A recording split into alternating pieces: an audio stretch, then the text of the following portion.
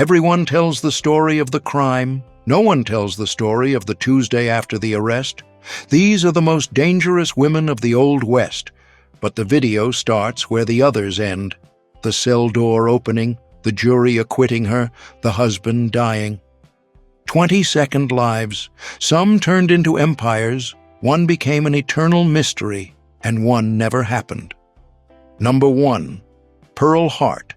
In December 1902, Pearl walked out through the gates of Yuma Prison in Arizona after serving a little over 3 years of the 5-year sentence she had received for robbing a stagecoach near Globe. The governor signed her release, claiming the prison didn't have a proper place for a woman. She went straight to the stage. She dressed up like an outlaw, told the story of the robbery in vaudeville theaters, and even sold autographed photos, but the public lost interest within weeks. In 1904, she was arrested in Kansas City under another name, accused of receiving stolen property, and then the trail goes cold. Decades later, residents of Dripping Springs talked about a certain Pearl Bywater, the quiet wife of a rancher, who died in 1955 without ever admitting who she had been. If the legend lasted 15 minutes and the silence lasted 50 years, which of those two lives was the real one? Number 2. The morning after her release, in September 1905, the woman who walked out of the Missouri State Penitentiary was no longer Laura Bullion, the only female member of Butch Cassidy's Wild Bunch. In November 1901, police in St. Louis had caught her with stolen bills from the Great Northern train in Montana, and the judge gave her 5 years. She served enough time to learn one thing: people who draw attention don't last. She went to Memphis, became Frida Lincoln, a war widow and neighborhood seamstress, and for 56 years she made dresses for families in the city without making a single wrong move. No reporters, no confession, no old photos, no former partner knocking on the door. She died in December 1961 at age 85, and only then did the neighbors find out who had been living next door. The truth is, the Wild Bunch had only one perfect plan, and it was hers. Number 3. At 16, Anna McDooley rode with Bill Doolin's gang, sold whiskey, and warned the outlaws when the sheriffs were getting close. The day after her capture in 1895, Deputy Bill Tillman took her away in chains, and the judge sent the girl to a reform school in Massachusetts.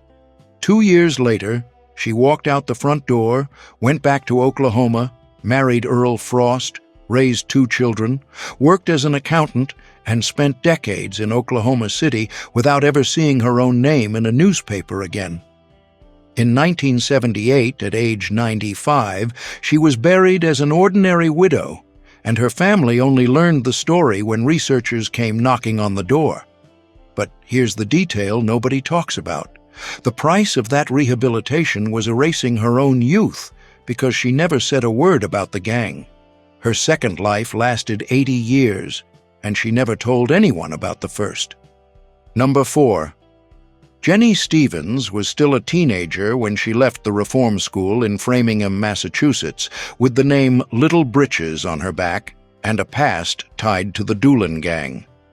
The federal court in Guthrie sent her there in 1895 for selling whiskey to Native Americans and running with horse thieves, and when she was released, no one asked where she was going. From that point on, the trail disappears. No recorded marriage, no death certificate, no reliable census record, just rumors that she went back to Oklahoma and became a housewife. The reason is simple and uncomfortable. Poor women got married, changed their last names, and disappeared from every index, and no one in the government bothered to follow the trail. Her partner, Cattle Annie, lived until 1978 and left a record behind.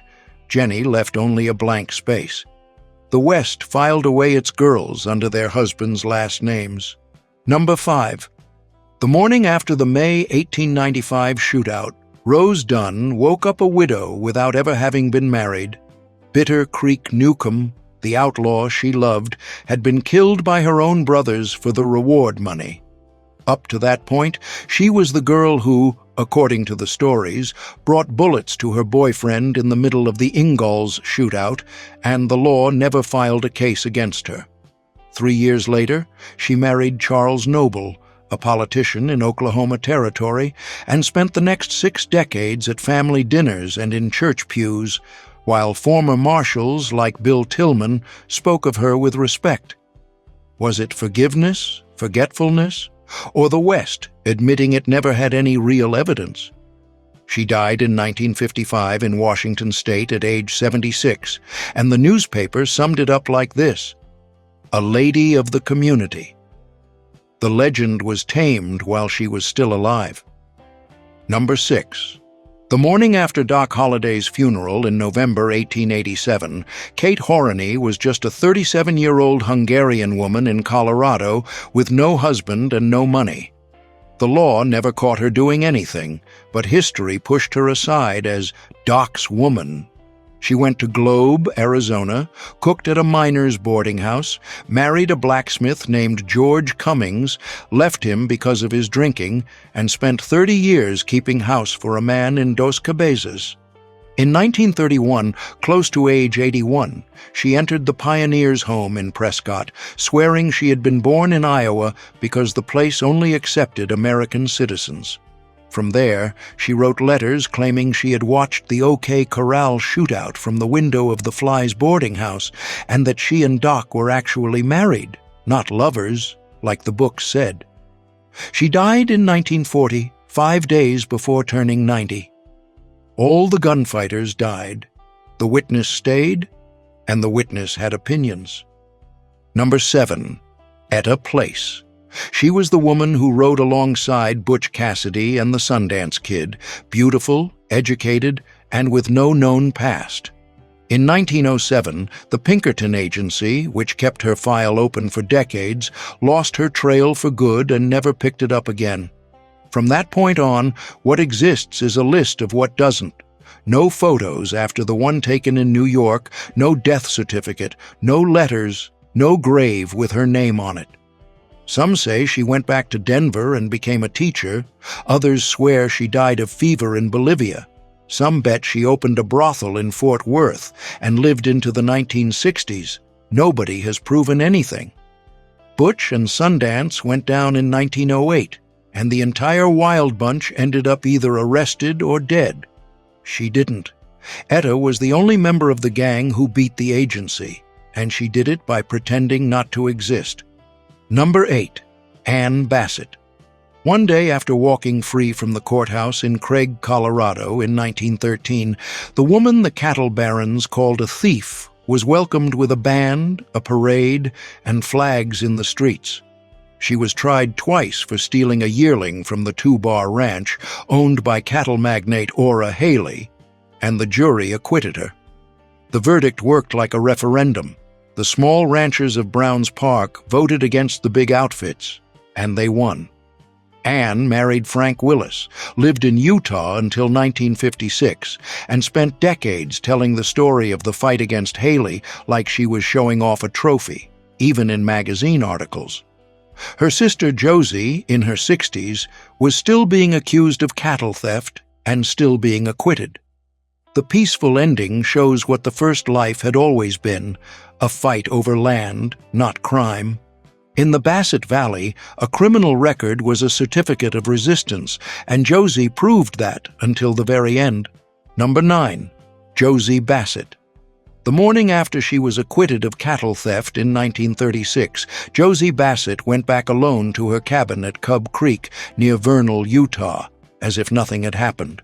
She was the woman who fed Butch Cassidy at her own table and who, at age 60, was put on trial for butchering someone else's cattle. The system tried twice and lost both times. Suspicions that she had poisoned her husband Emerson Wells in 1913 never turned into a case, and the jury in Craig sent her home. In her second life, she made whiskey during Prohibition, hunted her own meat, and outlived all 5 of her husbands. In 1963, she broke her hip in the snow, and in 1964 she died at age 90, never having left the ranch, which is now inside Dinosaur National Monument. She spent her final years watering her garden while satellites crossed the sky. The West never ended for those who refused to leave it. Number 10. Zerelda Samuel was Jesse James's mother, and the first to understand that a dead outlaw was worth money. The day after Bob Ford shot him in April 1882, the law had nothing left against her, but the family had lost its income. She buried Jesse in the yard of the family farm near the kitchen window and opened the gate, 25 cents per person. Visitors heard her tell the story of the night the Pinkertons burned the house and killed her 8-year-old son Archie, saw the stump of the arm she lost there, and then could take home a stone from the grave, which she replaced every week with gravel from the creek. Her speech against the Fords was always the same, word for word, like a rehearsed play. She died in 1911 at age 86 on a train returning from a visit to Frank. America's first Crime House museum had a ticket booth built on Endless Morning. Number 11. On the morning of February 4, 1889, Pearl Starr was the 20-year-old daughter of the most talked-about woman in Indian Territory, Belle Starr, who had been shot to death with a shotgun the day before. The law never arrested anyone for the crime. Pearl inherited a farm buried in debt, a troubled brother, and a last name that scared respectable people away. She went to Fort Smith, Arkansas, and opened brothels along the river district, using her mother's name as a sign, a star made of lights on the front of the building. For nearly 30 years, she paid fines, bribed whoever needed bribing, and sent money to her family, until the city shut down the district in 1916. She died in 1925 in Douglas, Arizona, far from everything. But it was that money that paid for Belle's headstone at Younger's Bend, with a bell, a horse, and a star carved into the stone. Not every heiress managed things so well. The next one inherited nothing but the myth. Number 12. Squirrel Tooth. Alice was the Dodge City dancer who carried prairie dogs in her lap and had a gap between her teeth that became her nickname. The day after her saloon life ended, nobody arrested her or put her on trial. The system simply forgot about her, like it did with almost every woman from that world. She moved to Sweetwater, Texas, opened a boarding house with Billy Thompson, raised 9 children, and spent decades renting rooms to travelers who had no idea who the woman at the front desk really was. And they say the place offered more than just beds. She died on April 13, 1953, at age 98, in a nursing home in Los Angeles, without a single line in the newspapers. Think about what those eyes saw. The automobile, radio, and television were born. The cattle trail, the saloon, and the unfenced open range died. The women who survived the West didn't become legends. They became grandmothers with secrets. Number 13. Poker Alice. The day after the governor's pardon in 1928, Alice Ivers Tubbs was 75 years old and went right back to the card table as if nothing had happened. She was the woman who spent half a century dealing cards from Colorado to South Dakota, always with a lit cigar in the corner of her mouth. The system tried her over the shooting that killed a soldier in her gambling house near Fort Meade in 1913, and she was acquitted. Later, she was convicted for gambling and liquor offenses until Governor William Bulow signed a pardon, citing her age and fame. Pardoned, she changed nothing. She set up her table in Sturgis, said she would gamble for money as long as she lived, and summed up her faith in one line, "Praise the Lord and place your bet." She died in February 1930 in Rapid City after surgery. Her second life shows what the first had always been, a show. The West ended up forgiving the people who entertained it. Morality always had a box office. Number 14. Mattie Silks. The day after selling her last house, Mattie Silks woke up in Denver without a single room left to rent, but with money in the bank. For 30 years, she was the best-known madam on Market Street, owning buildings, not just businesses. When the city shut down the district in 1913 and Colorado banned alcohol in 1916, she didn't wait for the police or national prohibition. She sold off the properties while they were still worth something. After that, she lived quietly, remarried, and paid the bills with what her money earned in the bank. She died in 1929, in her 80s, and left an estate officially recorded. Her former rivals, who held onto their houses hoping for better times, ended up in cheap rentals or on charity rolls. In the end of the West, the difference between legend and bankruptcy was knowing when to sell. Number 15. Eleanor Dumont was the French woman who, in 1854, brought Nevada City to its knees at a blackjack table. Then the system did what it did best. A husband, Jack McKnight, signed over the deed to the ranch, emptied the bank account, and disappeared with everything. She never saw the money or the man again. From there, it was all downhill. In Pioche, Nevada, she was still banking the game with her own money. In Deadwood, in 1876, she shared the room with Wild Bill Hickok and was already living off commissions. In Bodie, in 1879, with the nickname Madame Moustache stuck to her by then, she lost her entire bankroll in one night, and nobody would lend her another dollar. On the morning of September 8th, they found her body on the road, with a bottle of morphine beside her. The miners passed the hat to pay for the funeral. In the West, getting to the top took courage. Staying there took an honest husband, and she paid for both. Number 16.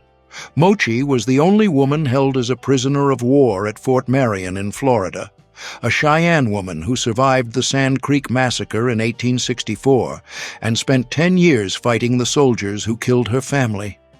In April 1878, without ever having been put on trial, the Army opened the gate and sent her back to Indian Territory more than 200 miles west after 3 years in a damp stone fortress. She arrived at the Cheyenne Reservation already sick, tuberculosis contracted in her cell. There was no doctor, no land to farm, and no game to hunt. The government rations arrived late. In 1881, in her 40s, she died there, 500 miles from the plains where she had been born. The government didn't execute her. It traded the rope for a diagnosis and a new address. For Native women warriors, life after prison was prison with a different view. Number 17. D'Ateste was the woman the Army sent for when it wanted to talk to Geronimo. In 1886, she carried the proposals that led to the surrender, and her reward was becoming a prisoner of war. Florida, Alabama, then Oklahoma, 27 years in all. Tuberculosis took many of those who went with her, but she stayed on her feet. In 1913, the government opened the door and she chose the Mescalero Reservation in New Mexico, where she remarried, raised cattle, and watched the century pass from her porch. Cars, radio, 2 world wars, and American citizenship coming to the Apaches in 1924. She died in 1955, close to 90 years old, on the land of her people. Her second life shows what the first one hid. She didn't just carry messages between the two sides, she was made of the same stuff as Geronimo. Geronimo's negotiator outlived the century that imprisoned her. Number 18.